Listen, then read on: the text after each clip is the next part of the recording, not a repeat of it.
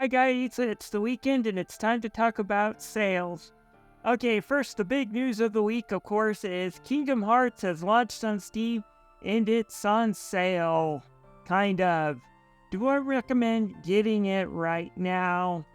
Well, it really depends on who you are. Do you feel like you need a better cloud save experience because you bounce around to different computers? Do you have a Steam Deck and really want to play Kingdom Hearts portably? Then the answer is maybe. But if you're like me with a giant desktop that never goes outside because, you get sunburn easily, I would wait if I were you. These sale prices were the same when the games hit Epic Game Store 3 years ago, and I can definitely tell you Epic gives you a better sale price now by a wide margin.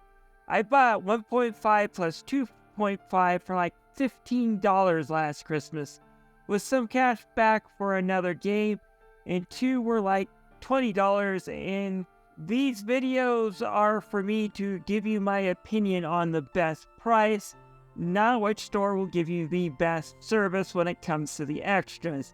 If you can wait a few months to like Black Friday, I can guarantee you these games will be at a better price on Steam and competitive to whatever sale price Epic is giving out. But let's get into them for those who are interested.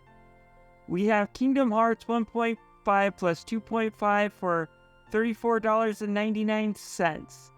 And this is really kind of the ultimate pack if you want a pack of JRPGs. You'll get the original Kingdom Hearts 1, the final mix.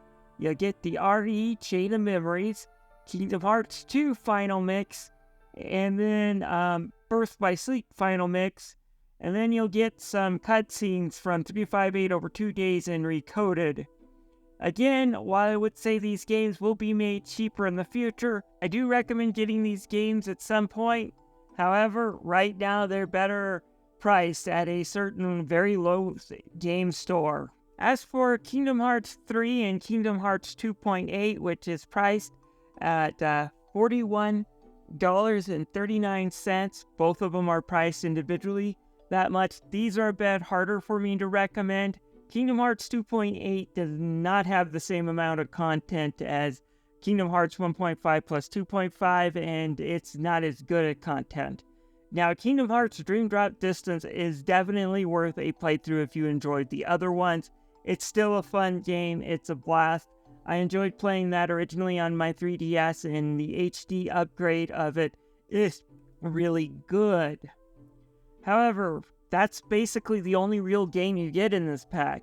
The other game takes longer to say than it does to play, even though it's a really fun game and it's one of the few Kingdom Hearts games that's actually character driven. But that's Kingdom Hearts 2.8 Birth by Sleep, A Fragmentary Passage. It's basically a idea of concept of what Kingdom Hearts 3 would be. It follows another character called Aqua who got stuck in the realm of darkness in one of the previous Kingdom Hearts games. She's been alone for what seems to be several years, and she's starting to lose her sanity due to the isolation. But it gets worse. The Dark Realm is taking her memories, it's taking her self-doubt, her regrets, and turning it against her, amplifying the problem as she walks through the endless void. And of course, towards the end, she does encounter some friends that help her out, but it is an emotional tale, I'll give it that. However, it's done in about 2 hours. And then we get another video called Kingdom Hearts Back Cover. These aren't cutscenes, it's an original movie. However, it does have problems with a lot of the later Kingdom Hearts games. It's way too much exposition sometimes and not enough story or action. Not as bad as trying to sit through Kingdom Hearts 358 over 2 days. I just don't think it's a very great experience. Again, wait for it to go on sale. $20 is definitely worth it for 2.8 with that Dream Drop Distance. I just don't know if I would pay $41 for it. As far as Kingdom Hearts 3 goes, that one's a bit of a mixed bag. I do want to do a video after I play through it again on why everyone kind of hates this, and there's some good reasons. There's some weak storytelling. There's far too many special moves and explosions throughout the game that kind of just makes it way too easy. and I do want to go through that one day. That said, it's still not a terrible RPG. It concludes the Dark Seeker on a somewhat satisfactory note, and there was a lot of love and effort put into it. Don't let anyone kid you in saying that it's a bad game. It's not, it's just kind of one of the weaker entries in the series. Anyways, let's get through Kingdom Hearts and talk about some Capcom sales. We do have Mega Man Battle Network Collection 1 and 2. This pack is on sale for $29.99 on Steam. And although it's not as good as Kingdom Hearts, I should point out that for $30 you can get 5 pretty good JRPGs from the Game Boy Advance era that happen to be Mega Man games. Plus you also get Mega Man Battle Network 4. The idea here is that there's basically 2 worlds in these games. The first is inhabited by our protag, Lan Ikari, who is a pure-hearted boy, which I do believe is a Japanese way of saying dumbass kid, who usually manages to stumble into some sort of threat to take over or destroy the world.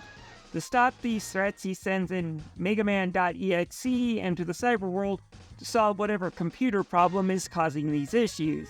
Here you'll battle viruses, using battle chips, and winning will get you better battle chips to build a better deck to progress. There are a few problems, like some of the level designs are a bit too complicated, and there's no map system to really help you out through these. And it's a bit too easy sometimes to draw bad cards and die, and dying on this leads you right back to the title screen. So take my advice, save and as often as you can, because there's nothing like playing this game for 2 hours, doing pretty good, run into a battle that's a little bit more complicated than the rest, draw a bad hand and die and lose 2 hours worth of data. I really wish they had done something to fix that in the collection, but everything else in this collection is fine and the games are still fun.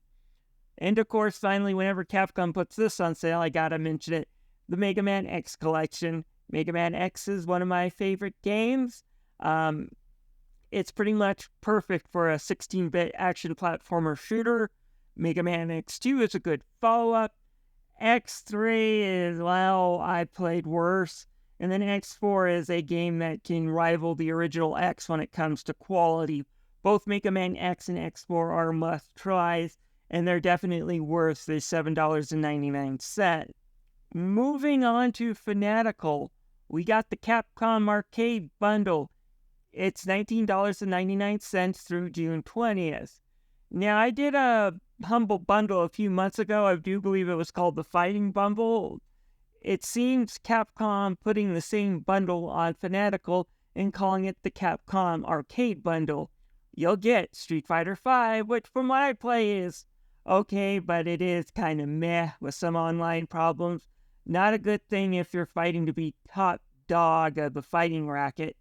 You got Street Fighter 4, which is a classic that I would rather play than 5 any day. Street Fighter 30th Anniversary, which has all the first 3 Street Fighter in them and most of their versions, plus the Alpha series.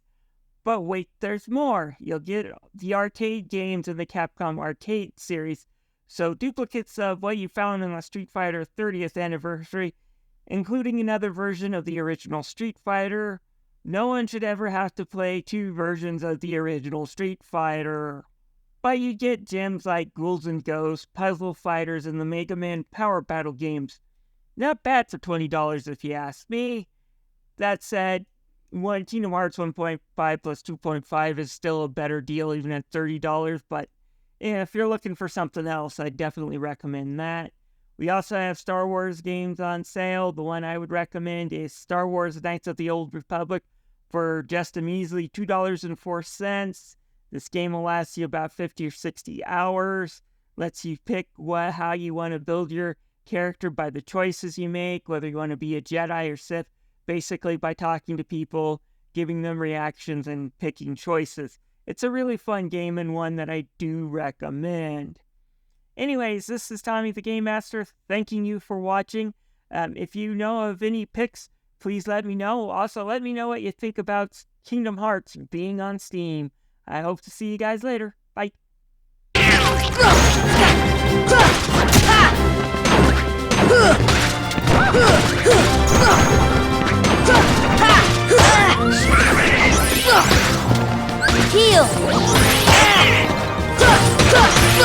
Huh!